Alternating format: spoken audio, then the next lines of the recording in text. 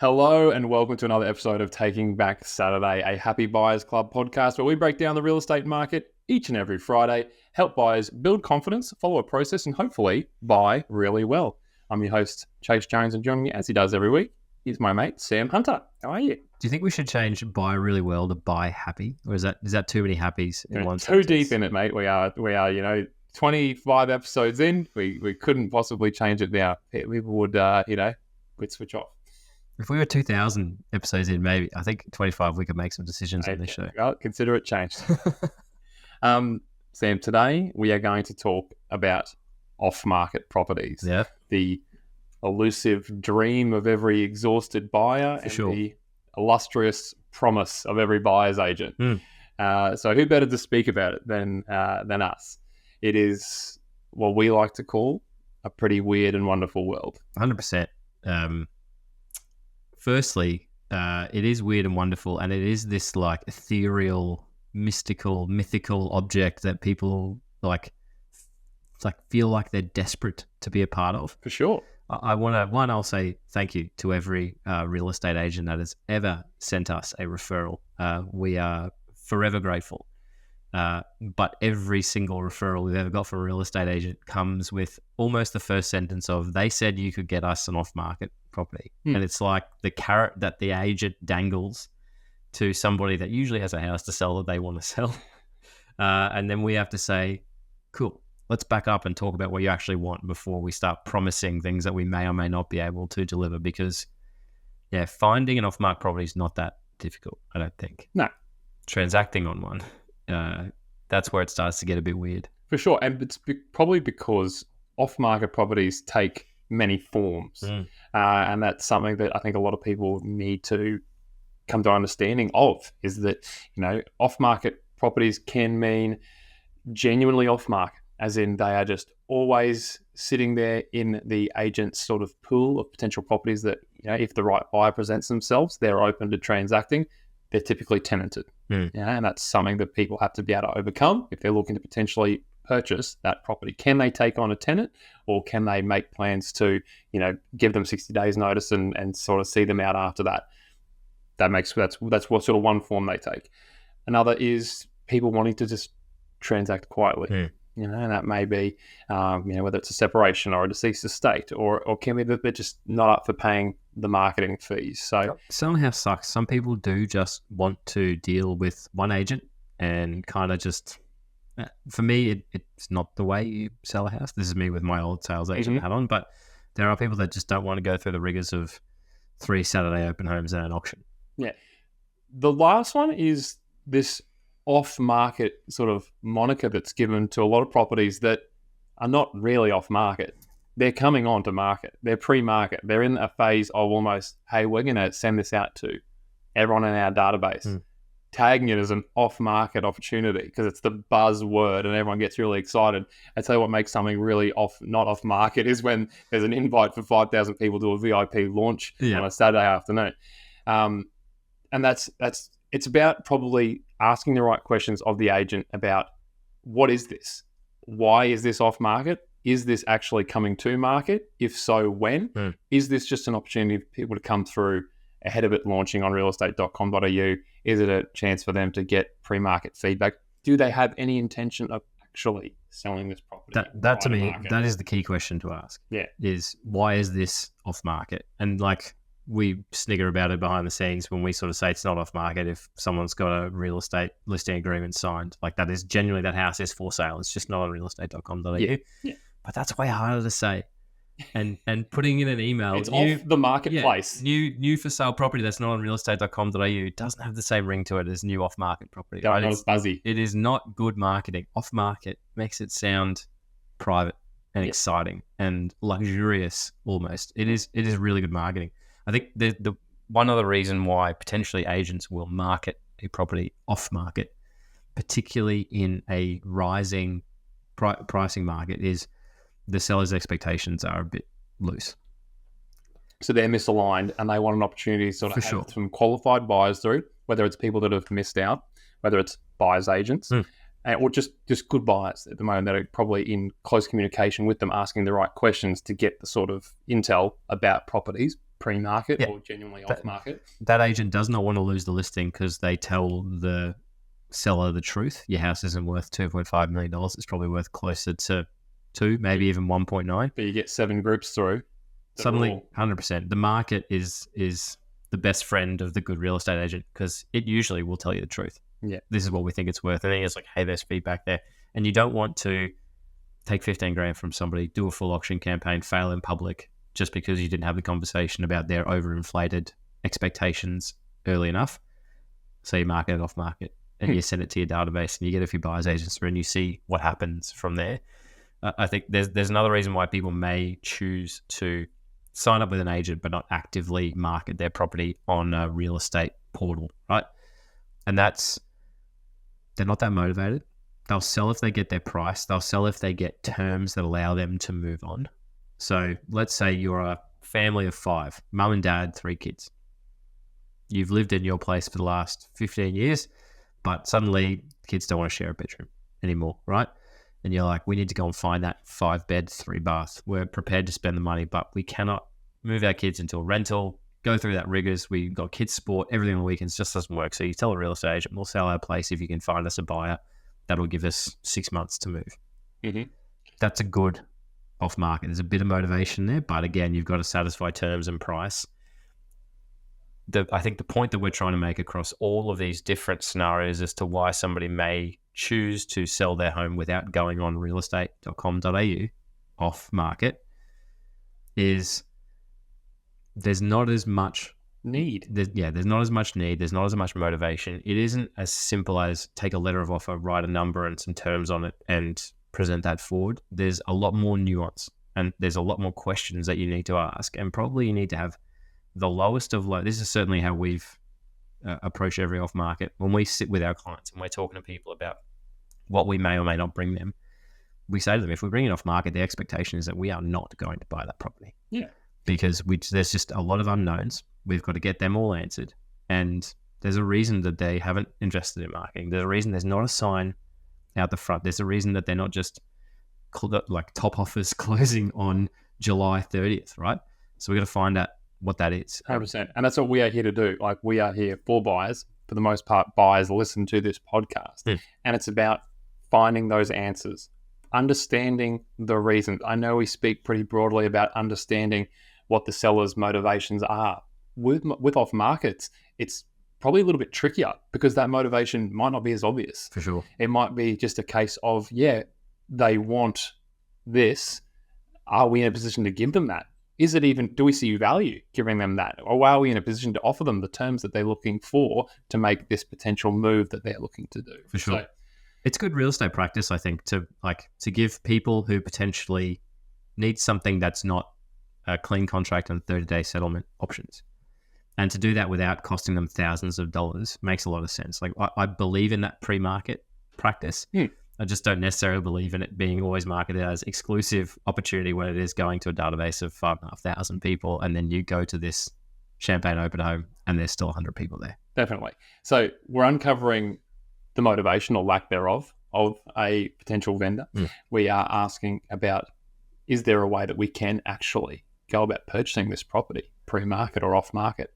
And you're still doing the same due diligence you would on any other property. There's still real conversations that need to be had about how do I actually purchase it, given that it has to still inspect, that's another thing. Get through for an inspection.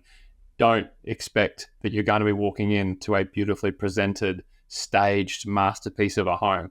You are walking into potentially some, let's call them house of horrors. Like, a lot of them are tenanted. A lot of them, they've just stepped out 2 minutes before you arrived. Oh, they're there. Yeah, looking at you, and you sort of go, sort of dancing around their life. So be prepared for that. Yeah. Like, I know we speak about, get close with the right agents, ask the right questions, get your foot through the door ahead of the competition. But sometimes when you're ahead of the competition, you get to see the reality. The reality. Yeah, and that's not a bad thing. I think actually you make a good point there. One of the ways in which you can really try and understand where the opportunity might go is if it's presented to you as an off-market opportunity, but it's got beautiful photography, then there's every chance that they're planning on taking that to market, and they're using this to get a dream price, an absolute worldly price from someone who's just frustrated and ready to buy and has missed out on too much and is like, I'll just pay the money for this. Yeah. Or they're not going to get that and they will go through a normal, like a genuine proper sales campaign.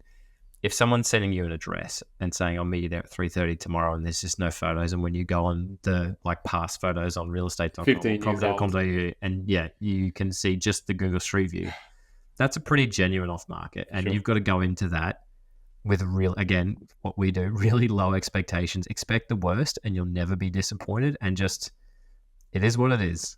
Yeah, the ultimate real estate saying. 100%. I call that being open-minded. Yeah. Like it's not just expecting the worst; it's being open-minded.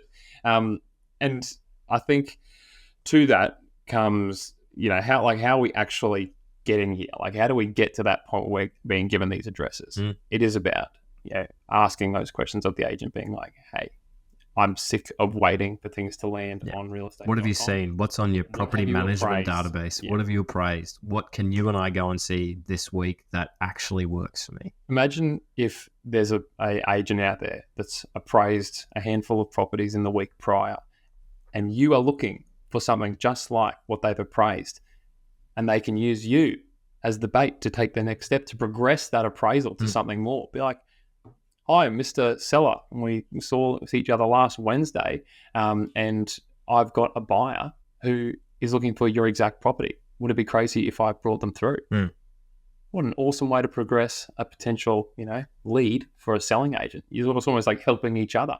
Absolutely. And that, like, shout out to friends of the show, B and D, who listened last week where we said Mondays are about work if you're a buyer. Go and text as many agents as you can, tell them exactly what you're looking for and see what they come back to you. And we got a WhatsApp from some listeners last night and they were like, yeah, we got 2 off-market opportunities from following the instructions on the podcast. So it happens. Don't just leave it up to us, right? We love going, like we went to have a look at one yesterday where the guy had it for 24 hours. Yeah. And it was an interesting property, but we were not the only people there. And it was just a group of buyers agents and we were all sort of high-fiving and saying good day to each other because we see each other at a lot of similar property. Why weren't there other buyers there?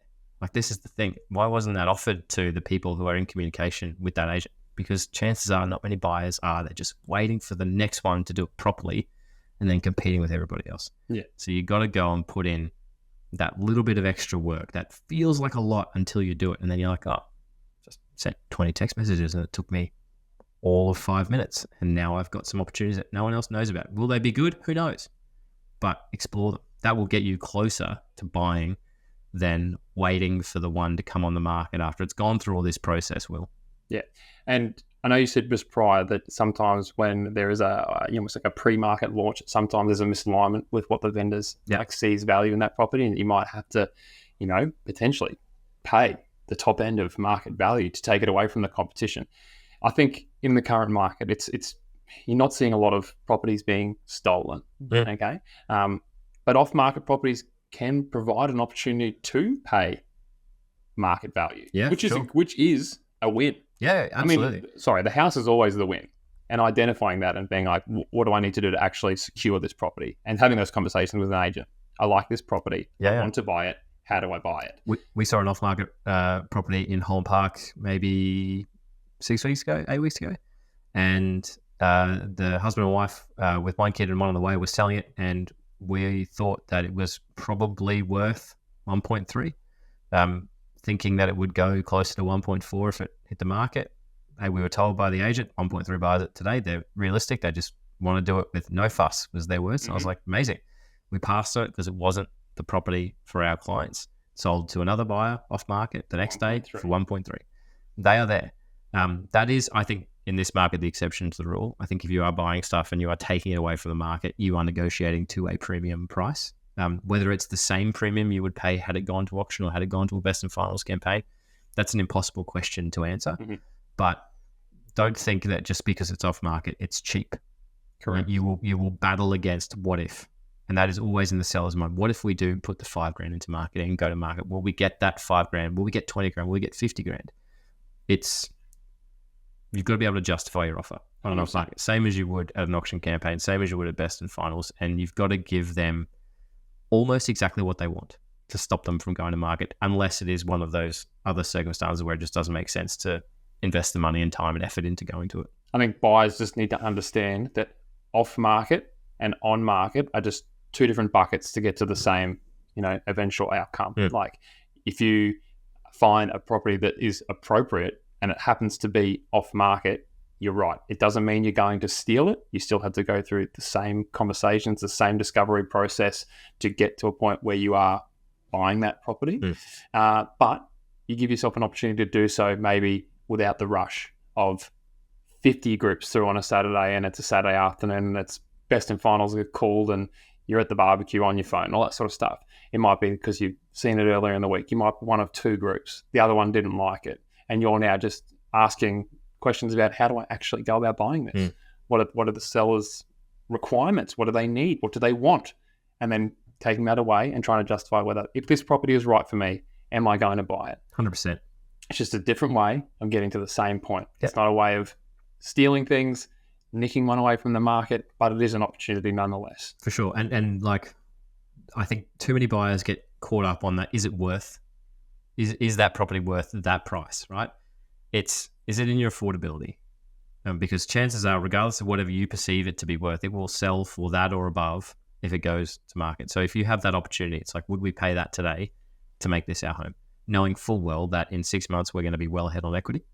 Yeah. I think, and again, that is where Brisbane will be for the next few years at the very least. And it's why people who felt uncomfortable about buying property last month, 6 months ago, a year ago, 2 years ago, are all now stoked to watch the nightly news. Definitely. It's a case of, like we've said previously, better to pay today's money to avoid paying tomorrow's, particularly if tomorrow's means it's coming to market and it's going on an auction campaign.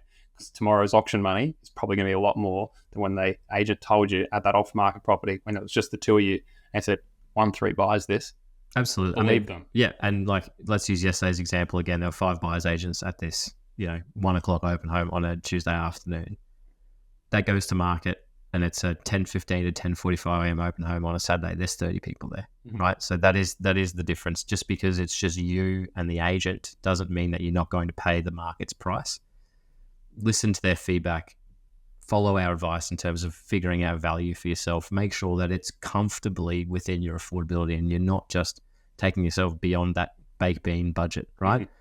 And then make a decision. If it's the house for you, buy it. If it's not, there's going to be another one. Yeah, absolutely. So, like we said, off-market properties, it is a bit of a weird and wonderful world. Yep. Ask more questions than you would probably normally ask of an on-market property. Find out those motivations. Find out what it's going to take to buy that property. And if it suits and you've inspected it and it does tick the right boxes for you, attack it. Take it away from the market. Love that. Love it. He's Sam. I'm Chase. Cue the song.